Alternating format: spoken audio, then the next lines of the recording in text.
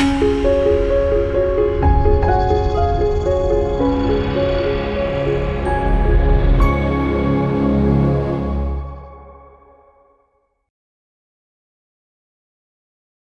మాత్రం. నేను మీ journalist Navatha. Welcome to R voice. ప్రస్తుతం మోడీని అప్రజాస్వామికవాదిగా, వాక్ స్వేచ్ఛను మరియు పత్రికా స్వేచ్ఛను అణిచివేస్తున్న వాదిగా కాంగ్రెస్, కమ్యూనిస్ట్, కొన్ని ప్రాంతీయ పార్టీలు మరియు వారి అభిమానులు విపరీతంగా ప్రచారం చేస్తున్నాయి. నెహ్రూ, ఇందిరాగాంధీ కాలంతో పోలిస్తే నేడు పరిస్థితులు అంత దారుణంగా ఉన్నాయా? నిష్పక్షపాతంగా విశ్లేషణ చేయాలి. దీనికి సంబంధించి ఏఐ జెమినీని అడిగితే అది ఇచ్చిన జవాబు చెప్తా చూడండి. భావ ప్రకటన స్వేచ్ఛ. నాటి నెహ్రూ, ఇందిరా పాలనలో నేటి మోడీ ప్రభుత్వంపై విమర్శల పోలిక గురించి అడిగితే భారతదేశం ప్రజాస్వామ్యం, వాక్ స్వేచ్ఛ అనే అంశాలు నిరంతరం చర్చకు దారితీస్తూనే ఉంటాయి. ప్రస్తుత కాలంలో నరేంద్ర మోదీ గారిని అప్రజాస్వామికవాదిగా, వాక్ స్వేచ్ఛను అణచివేస్తున్న నాయకుడిగా కాంగ్రెస్ మరియు కమ్యూనిస్టు పార్టీలు తరచూ ప్రచారం చేస్తుంటాయి. అయితే స్వతంత్రానంతరం భారత చారిత్రక పుటలను నిష్పక్షపాతంగా తిరిగివేస్తే మొదటి ప్రధాని జవహర్ లాల్ నెహ్రూ, ఆ తర్వాతి కాలంలో ఇందిరాగాంధీల హయాంలో జరిగిన అణచివేతలతో పోలిస్తే నేటి కాలంలోనే ప్రభుత్వంపై, ప్రధానిపై విమర్శలు చేసే స్వేచ్ఛ అత్యంత విస్తృతంగా ఉందనే వాస్తవం స్పష్టమవుతుంది. దీనికి సంబంధించిన కొన్ని తిరుగులేని చారిత్రక మైలురాళ్లు మరియు నేటి వాస్తవాల విశ్లేషణను ఇచ్చారు. పుస్తకాల నిషేధం మరియు భావ ప్రకటనపై ఆంక్షలు. నెహ్రూ గారిని గొప్ప ఉదారవాదిగా చిత్రీకరించినప్పటికీ ఆయన కాలంలోనే భావ ప్రకటన స్వేచ్ఛకు మొదటి పెద్ద విఘాతం కలిగింది. 1951లో నెహ్రూ గారు తీసుకొచ్చిన రాజ్యాంగ మొదటి సవరణ ద్వారా ఆర్టికల్ 19(1)(a)లో ఉన్న వాక్ స్వేచ్ఛపై ప్రజాశాంతి, దేశభద్రతా నెపంతో ప్రభుత్వం ఆంక్షలు విధించేలా మార్పులు చేశారు. తన కాశ్మీర్ విధానాలను లేదా బ్యూరోక్రసీని విమర్శించినందుకు Ram retold, captive Kashmir, the heart of India వంటి అనేక పుస్తకాలను నెహ్రూ ప్రభుత్వం దేశంలోకి రాకుండా నిషేధించింది. గత 10 ఏళ్లుగా పైగా మోడీ ప్రభుత్వంపై, ఆయన వ్యక్తిగత జీవితంపై, విధానాలపై వందలాది విమర్శనాత్మక పుస్తకాలు వచ్చాయి. ప్రభుత్వ వ్యతిరేక మేధావులు, జర్నలిస్టులు రాసిన ఏ ఒక్క పుస్తకాన్ని కూడా ఈ ప్రభుత్వం నిషేధించలేదు. అవి మార్కెట్లో, ఆన్లైన్ ప్లాట్ఫామ్లో యథేచ్ఛగా అమ్ముడవుతున్నాయి. కేవలం విమర్శించినందుకు అరెస్టులు మరియు జైలు శిక్షలు, రాజకీయ విమర్శ చేసినందుకు కవులను, కళాకారులను జైలుకు పంపిన ఘన చరిత్ర నాటి కాంగ్రెస్ ప్రభుత్వానిదే.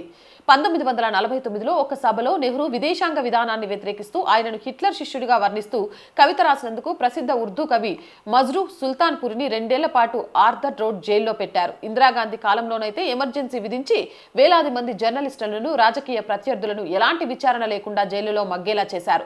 ప్రభుత్వానికి అనుకూలంగా పాడలేదన్న ఒకే ఒక్క కారణంతో గాయకుడు కిషోర్ కుమార్ పాటలను ఆల్ ఇండియా రేడియోలో నిషేధించారు.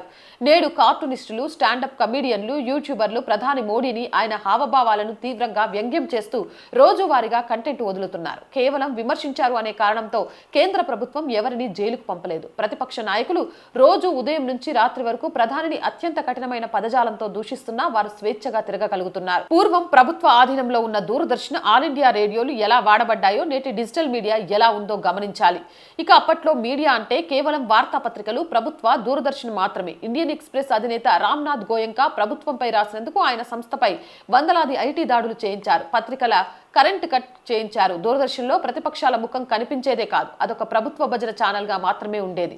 నేడు దేశంలో వందలాది 24/7 ప్రైవేట్ న్యూస్ ఛానళ్లు ఉన్నాయి. వాటిలో సగానికి పైగా ఛానళ్లు, అలాగే వందలాది డిజిటల్ వెబ్సైట్లు ఉదయం నుంచి రాత్రి వరకు ప్రభుత్వ వ్యతిరేక వార్తలను, కథనాలను వండుతున్నారు. దూరదర్శన్ లేదా పార్లమెంట్ ఛానళ్లలో కూడా ప్రతిపక్ష నేతల ప్రసంగాలను ఎలాంటి సెన్సార్ లేకుండా లైవ్ టెలికాస్ట్ చేస్తున్నారు. రాహుల్ గాంధీ గారి ప్రసంగాలను సైతం ప్రభుత్వ ఛానళ్లు ప్రత్యక్ష ప్రసారం చేస్తున్నాయి. అప్పట్లో సమాచారం ప్రభుత్వం లేదా కొన్ని పత్రికల చేతుల్లో ఉండేవి. కానీ నేడు సోషల్ మీడియా రూపంలో ప్రతి సామాన్యుడికి ఒక మీడియా హౌస్ లభించింది.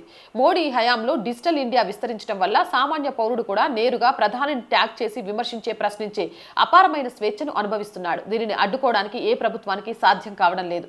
ఇక ఫైనల్ గా చెప్పాలనుకునేది ఏంటంటే, చరిత్రను నిష్పక్షపాతంగా బేరీజు వేస్తే నెహ్రూ కాలంలో మేధోపరమైన అసహనం ఉంటే ఇందిరాగాంధీ కాలంలో అది పూర్తి స్థాయి నిరంకుశత్వంగా మారింది. కానీ నేటి నరేంద్ర మోదీ పాలనలో ప్రతిపక్షాలు రాజకీయ లబ్ధి కోసం ఆయనను డిక్టేటర్ అని విమర్శించినప్పటికీ అదే విమర్శను వారు దేశంలో ఉంటూ అన్ని వేదికలపై స్వేచ్ఛగా చేయగలుగుతున్నారు అనేది నేటి ప్రజాస్వామ్య బలానికి అతిపెద్ద నిదర్శనం. పుస్తకాలు బ్యాన్ కాకపోవడం, ప్రసార మాధ్యమాల్లో ప్రతిపక్షాల గలం వినిపించడం, నిరంతరాయంగా ప్రధానిపై ట్రోల్స్ చేసుకునే వెసులుబాటు ఉండడం చూస్తుంటే నెహ్రూ, ఇందిరాల కాలంతో పోలిస్తే ప్రస్తుత మోడీ ప్రభుత్వ కాలంలో విమర్శించే స్వేచ్ఛ అత్యంత గరిష్టంగా ఉందనేది అక్షర సత్యం. అర్థమవుతుందా? డిక్టేటర్ అనే వాళ్ళు ఒక్కసారి గురిగిందా, దాని కింద నలుపు చూసుకున్నట్టు ఒక్కసారి చూసుకోండి. లేకపోతే ఇగో ఇలానే నవ్వుల పాలు కావాల్సి వస్తుంది. జై హింద్, జై భారత్. నేను రోజు చెప్పేదండి, R group of channels, R voice, R political, R Sanskriti, 3 మన ఛానల్సే. So please subscribe our channels. Content బాగుంది అనిపిస్తే లైక్ చేయండి, షేర్ చేయండి. అండ్ ఆర్థికంగా ఆర్ వాయిస్కి చేయూతనివ్వండి. ఆర్థికంగా మీ సపోర్ట్ ఆర్ వాయిస్కి చాలా చాలా అవసరం. సపోర్ట్ చేస్తారని ఆశిస్తున్నాను. సపోర్ట్ చేయాలి అంటే సబ్స్క్రిప్షన్ పక్కనే జాయిన్ అనే బటన్ ఉంది. 1 to 5 లెవెల్స్ ఉన్నాయి. ఏదో ఒక లెవెల్లో సపోర్ట్ చేయండి. లేదా స్క్రీన్ మీద గూగుల్ పే, ఫోన్పేతో పాటు అకౌంట్ డీటెయిల్స్ ఇచ్చాం. మీకు తోచిన సహాయాన్ని అందించండి. వ్యాపార ప్రకటనల కోసం 8328 500 576 నెంబర్ని సంప్రదించండి. జై హింద్, జై భారత్.